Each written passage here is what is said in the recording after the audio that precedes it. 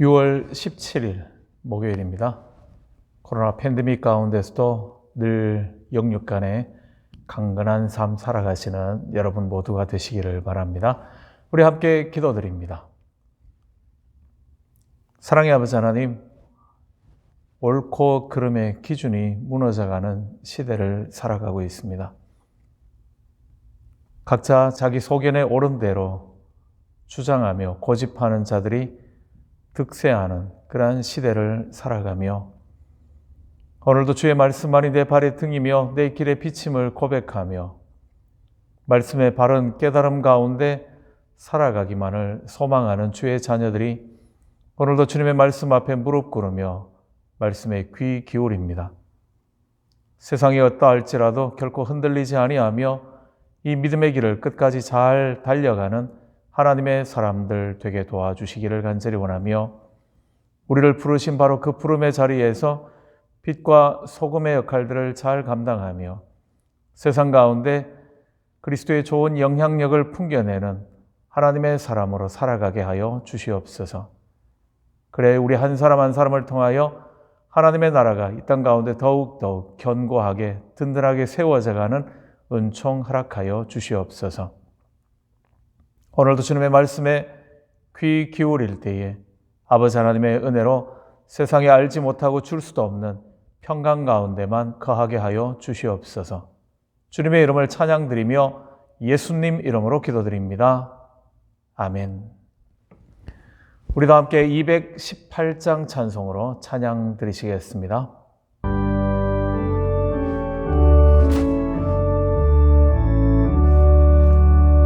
내 마음과 정성을 다하여서 주 너의 하나님을 사랑하라. 내 몸을 아끼고 사랑하듯 형제와 이웃을 사랑하라. 주께서 우리에게 명하시니 그 명령 따라서 살아가리. 널 미워 해치는 원수라도 언제나 너 그럽게 사랑하라. 널 핍박하는 자 위에서도 신실한 마음으로 복을 빌라. 주께서 우리에게 명하시니 그 명령 따라서 살아가리. 나 항상 주님을 멀리하고 형제를 사랑하지 못하였다. 이러한 죄인을 사랑하사 주께서 몸 버려 죽으셨다. 속죄의 큰 사랑 받으니 몸 내 생명 다 바쳐 충성하리.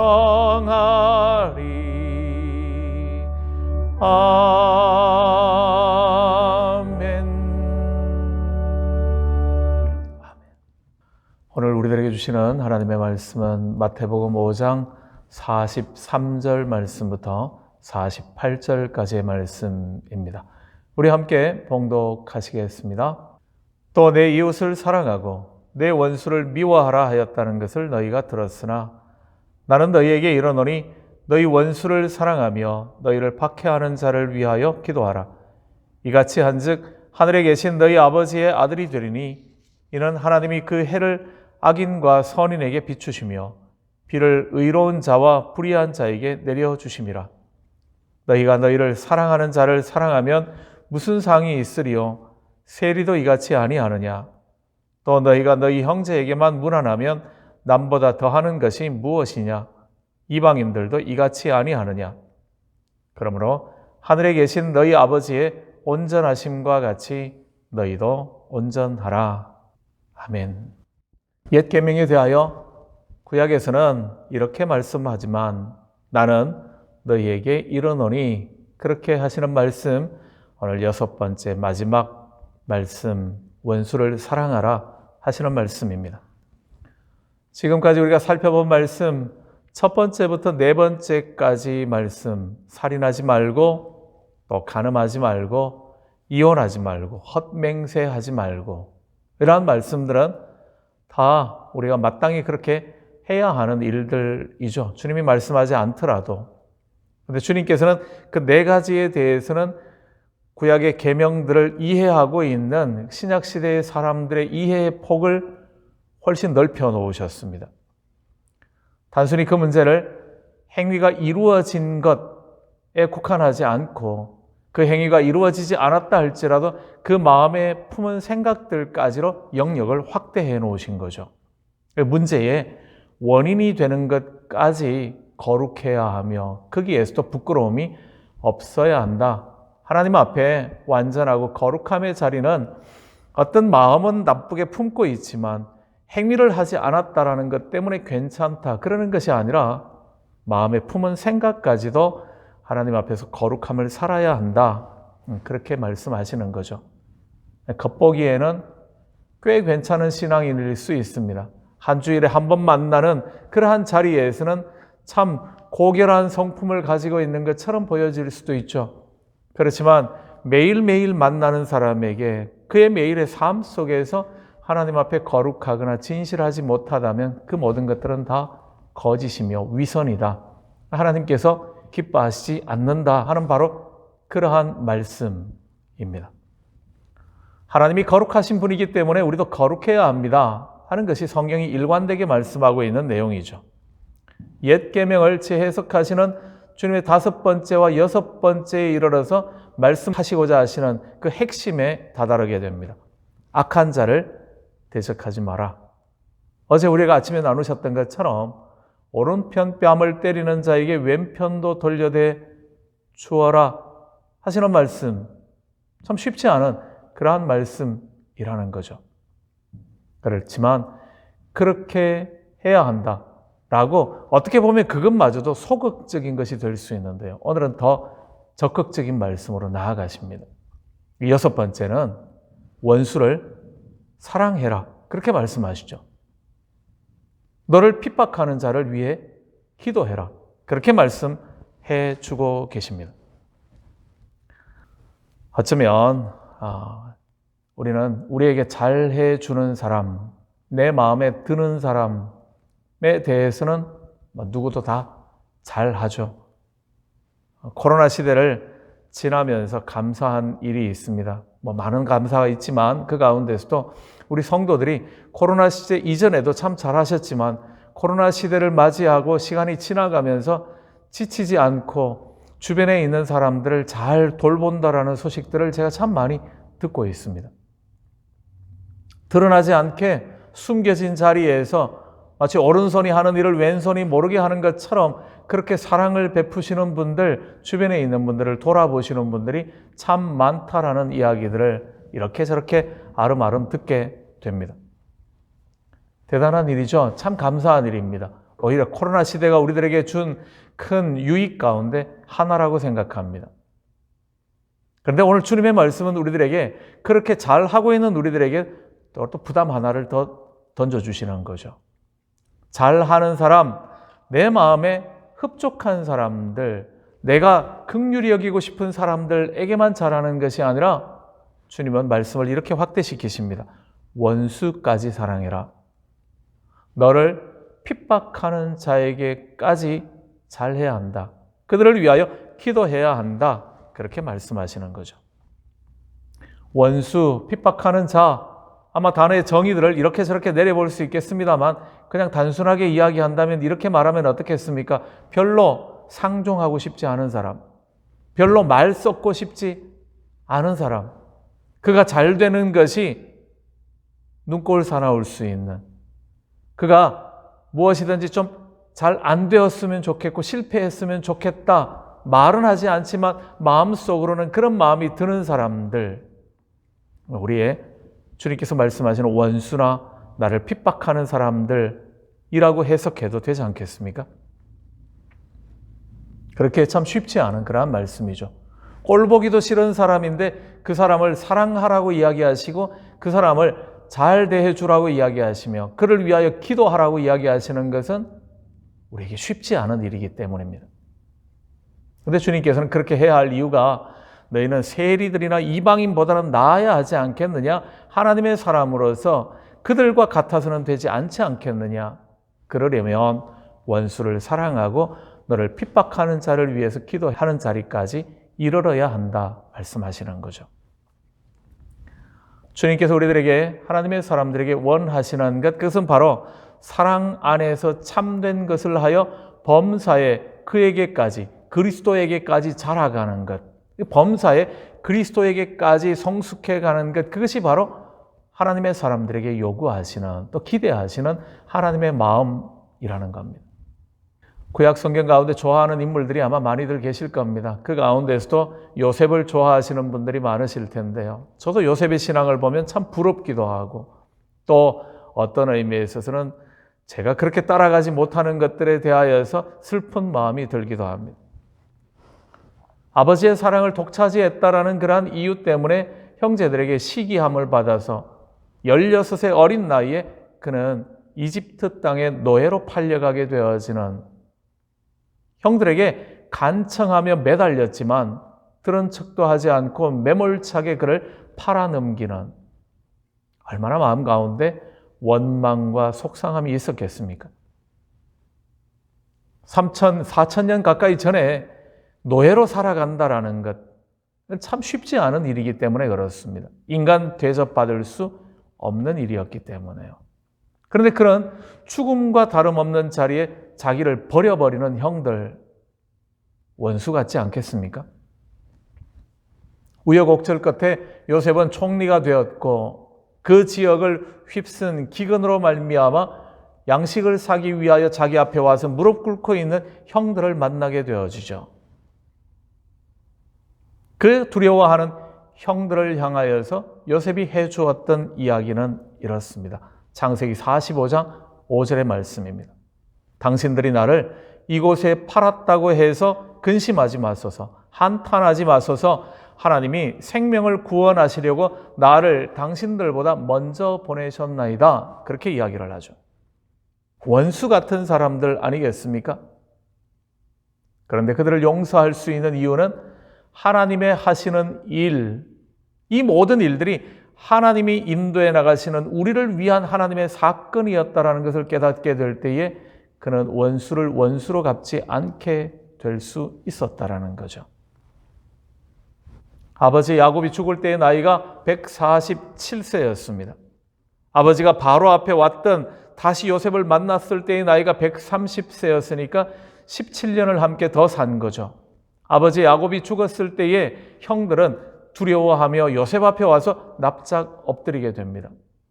용서해 달라고요. 그들의 말을 들었을 때의 요셉은 그들의 말을 인하여서 울었다라고 성경은 이야기를 하죠. 그리고 말합니다. 두려워하지 마소서. 내가 하나님을 대신하겠습니까? 당신들은 나를 해하려 하였으나 하나님은 그것을 선으로 바꾸사 오늘과 같이 많은 백성의 생명을 구원하게 하시려 하셨나니 당신들은 두려워하지 마소서. 내가 당신들과 당신들의 자녀를 기르리이다 하고 그들을 간곡한 말로 위로하였더라. 그렇게 기록해 주죠. 형들은 지난 17년 동안 두려움 가운데 살았던 것이 분명합니다. 그렇게 아버지 야곱이 죽자마자 그는 이제 요셉의 복수가 시작될 것 같아서 두려워하고 생명의 위협을 느꼈다라는 거죠. 근데 그것이 요셉이 볼 때는 얼마나 안타까운 일이었는지 모릅니다. 이미 용서했는데요. 자기에게는 그럴 마음이 전혀 없는데요. 요셉의 형들은 자기들이 가지고 있던 인간적인 마음들, 자기들이라면 그렇게 했을 것 같았던 거죠. 요셉의 이야기가 바로 원수에 대하여서 우리를 핍박하는 사람에 대하여서 어떻게 해야 할 것인가를 알려주는 그런 좋은 예라고 말할 수 있을까 합니다. 이것은 하나님께서 구약 성경을 통하여서도 계속해서 말씀하시는 원수에 대한 우리들의 태도, 어떠해야 하는지를 알려주시는 말씀이기도 합니다. 잠언 25장 21절과 22절은 이렇게 기록합니다. 내 원수가 배고파하거든 음식을 먹이고 목말라 하거든 물을 마시게 하라. 그리하는 것은 핀 숯을 그의 머리에 넣는 것과 일반이요 여호와께서 내게 갚아주시리라. 이 말씀의 의미는 우리는 때로 잘못된 판단을 할 때가 많다라는 것을 염두에 두어야 한다는 거죠. 우리는 지혜롭다라고 이야기하지만 친구와 원수를 잘 구분을 못합니다. 눈앞에 보일 때 잘하면 친구인 줄 알죠. 눈앞에서 조금 불편한 소리를 해주면 원수처럼 여길 때도 있습니다. 누가 친구고 누가 원수였는가가 뒤늦게 밝혀질 때가 많다라는 거죠. 그래서 후회할 때들이 있다라는 겁니다. 그렇기에 함부로 원수라고 해서 악하게 대하는 우를 범하지 않게 하기 위하여 해주시는 말씀이기도 합니다. 그런가 하면 우리가 원수의 신경을 쓰게 되어지면 그러면 우리의 삶이 망가지는 것을 하나님께서 너무 잘 알고 계시기 때문이죠. 내가 마음이 불편한 사람, 나를 핍박한다고 해서 나도 갚아주고 싶은 마음을 가지게 될 때에 우리는 제대로 된 삶을 살 수 없기 때문에요. 원수를 의식하고 살아가는 삶은 결국은 그 원수 때문에 내 삶이 망가져버리는 삶이 될 수밖에 없기 때문입니다. 그래서 주님은 내 사랑하는 자들아 너희가 친히 원수 갚지 말고 하나님의 진노하심에 맡기라 기록되었을 때 원수 갚는 것이 내게 있으니 내가 갚으리라고 주께서 말씀하시니라 말씀해 주시죠. 원수 갚는 것은 하나님께 맡겨드리라는 겁니다. 때로 우리들에게 일어나는 일들이 우리가 이해하지 못하지만 하나님의 섭리 안에 일어나게 되어지는 일들일진데 하나님께서 그들을 사용하시는 것일 수도 있기 때문이죠. 그럴 때에 모든 원수 갚는 것, 불편한 것들은 하나님께 맡겨드리고 우리는 평정심을 잃지 말라는 겁니다. 하나님께서 우리를 돌보시고 계심을 믿기에 하나님의 은혜 안에 있기에 우리를 사랑하시는 하나님의 사랑이 영원하고 온전한 것임을 믿기에 흔들리지 말라는 말씀입니다. 선을 선으로 갚고 악을 악으로 갚는 것은 사람의 일입니다. 선을 악으로 갚는 것은 사탄의 일이죠. 악을 선으로 갚는 것은 하나님의 일입니다. 하나님의 사람들의 모습이라는 거죠. 매일매일 살면서 쉽지 않지만 불편한 관계를 만들지 않도록 애쓰시면 좋겠습니다. 그러나 쉽지 않죠. 그렇기 때문에 불편한 관계가 만들어졌다 할지라도 그 사람으로 인하여서 우리가 원수되는 관계로 서로 죽일 듯이 서로를 힘들게 하는 관계를 만들지는 않아야 한다는 것 기억하시면 좋겠습니다. 하나님께 맡겨드리는 것이 가장 완벽한 원수 갚는 일이다. 그 의미를 깊이 기억하시며 하나님 앞에 오늘도 흔들림 없는 믿음의 삶을 살아가시며 세상을 향하여서도 그러하실 수 있는 주의 성도들 저와 여러분의 삶이 되시기를 원합니다. 우리 오늘 이 기도 제목으로 함께 기도하시며 내 마음 가운데 불편한 이들이 있다면 오늘의 말씀처럼 그들을 사랑할 수 있도록 또 그들을 위하여 기도하는 시간 함께 되면 좋겠습니다. 같이 기도드립니다.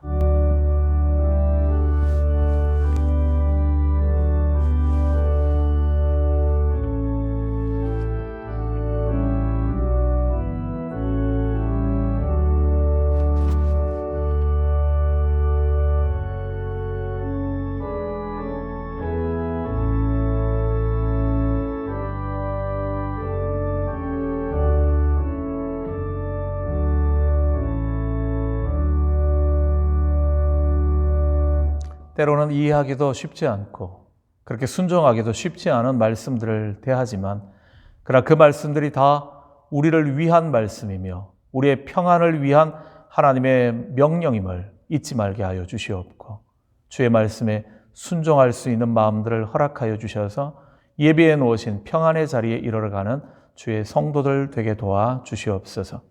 오늘도 우리 마음 가운데 불편한 이들을 위하여 하나님의 사랑으로 다가가며 그들을 위하여 기도할 수 있는 그리하여 죄악된 자리에 이르지 않을 수 있는 주의 성도들 우리 모두가 되게 도와 주시옵소서. 이 한 날 우리 삶의 주인이심을 찬양드리며 예수님 이름으로 기도드립니다. 아멘. 하늘에 계신 우리 아버지, 아버지의 이름을 거룩하게 하시며 아버지의 나라가 오게 하시며 아버지의 뜻이 하늘에서와 같이 땅에서도 이루어지게 하소서. 오늘 우리에게 일용할 양식을 주시고 우리가 우리에게 잘못한 사람을 용서하여 준 것 같이 우리 죄를 용서하여 주시고 우리를 시험에 빠지지 않게 하시고 악에서 구하소서. 나라와 권능과 영광이 영원히 아버지의 것입니다. 아멘. 오늘은 우리 교회와 또 우리 교단 또 노회를 위해서 함께 기도해 주시는 시간 되시면 좋겠습니다. 말씀 기억하시면서 함께 기도하시며 하루 믿음으로 승리하시기 바랍니다.